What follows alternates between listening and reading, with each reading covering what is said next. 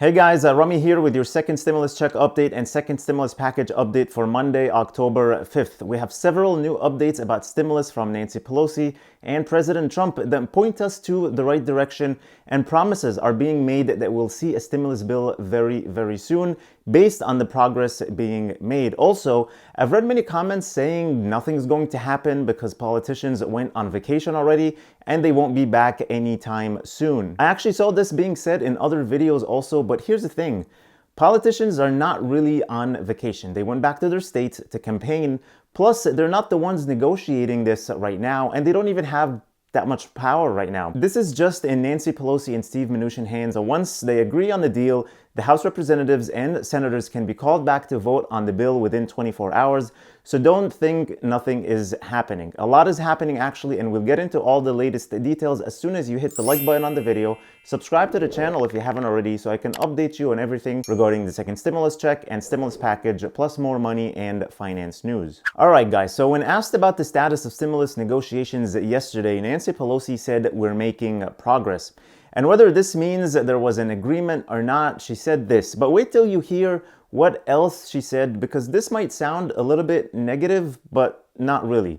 So just hang tight. She first said, no, it means that we want to see that they will agree on what we need to do to crush the virus so we can open the economy and open our schools safely. But here's the thing, she may not want to say explicitly that they're getting much closer, but if you ask me, it seems like they are much closer based on the other things she's saying. Most importantly, what she's telling airline companies. She said, don't fire people, you know that relief is on the way and it will be retroactive, so let's keep them employed.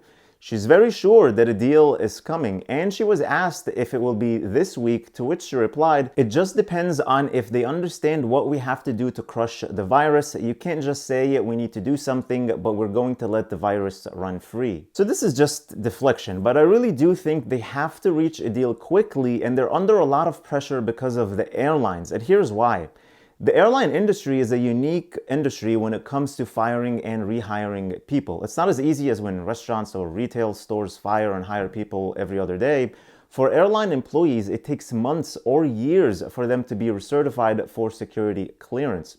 And when you have United and American Airlines furloughing 32,000 people, that could be a huge hit for the industry overall. And when she was asked about a standalone bill for the airlines, she said that the Republicans blocked it. So yes, this might make the Republicans look bad for now, but at the end of the day, if pressure from airlines and Republicans blocking a standalone bill gets us to a comprehensive deal, then that's a good thing. Because listen, Nancy Pelosi now is the one promising airlines a stimulus deal and telling them not to fire people. So if we do get a standalone bill to save them, then everything else will be put on hold. But if the only way to get the airlines the help they need, the one that Nancy Pelosi is talking about, is with a large stimulus bill, then has everything else with it, then I'm all for that. Let's get it done. Now, all this, of course, happened after President Trump tweeted this 2 days ago.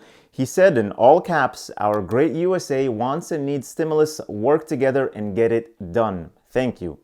So he's definitely pushing for another stimulus package quickly, and we all know that he would love to have it done before the elections.